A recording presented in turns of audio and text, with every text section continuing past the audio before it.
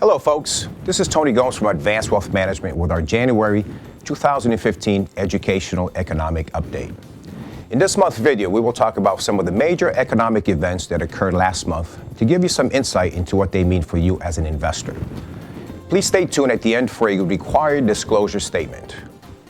January was a very volatile month for stocks, largely because of events overseas. Markets grapple with the realization that though the U.S. economy is doing well, global growth is still in trouble. Let's talk about what happened last month. Oil prices continue to dominate economic conversations. Oil continued its slide and by the end of the month had dropped 60% since last June.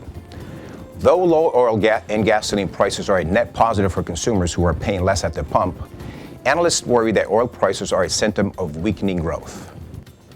And the global growth picture is weak. Both the International Monetary Fund and the World Bank cut their estimates for global economic demand in 2015.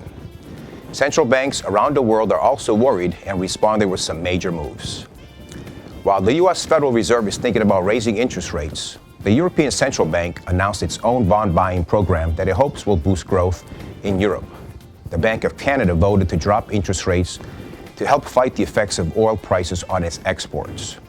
What does this mean? Well, it means that the U.S. and the rest of the world are on diverging paths. We're moving towards healthy economic growth, while many economies overseas are struggling. Will a strong U.S. economy be enough to pull the world out of a slump? That's the big question. On the domestic side, the news is brighter.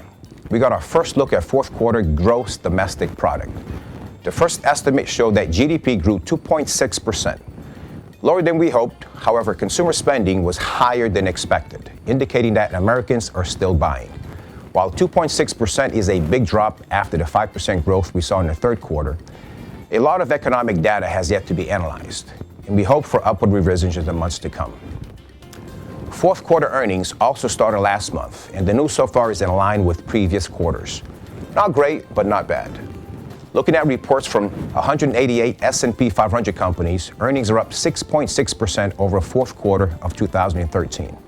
However, total revenues are up just 2.4%, indicating that many companies are still struggling with low demand. But keep in mind that these numbers are in aggregate and there are a lot of individual success stories in each sector. Part of what we do for our clients is to look for those opportunities for growth in every market environment. Looking ahead, we expect to see a lot of volatility as investors adapt to the growing divergence between the U.S. and everyone else. While turbulent markets can be stressful, keep in mind that they often present opportunities. We are always monitoring markets and keeping our eyes open for these opportunities. That's it for the January Educational Economic Update. As always, if you have any questions or concerns about what we've discussed, please give our office a call at the number below. Here are some upcoming events that we'd like you to know about. All About Annuity Seminar at Fleming's, February 18th and 26th at noon. Economic Update at our office, February 19th at noon. State of the Markets at our office, February 17th at 6 p.m. Once again, this is Tony Gomes with Advanced Wealth Management signing off for the month of January 2015. Please remember that nothing we talk about here is a recommendation. If you would like to discuss your personal financial situation, please give us a call at 941-451-8512. We'd be happy to talk to you. While we believe the information in this report is reliable, we cannot guarantee its accuracy.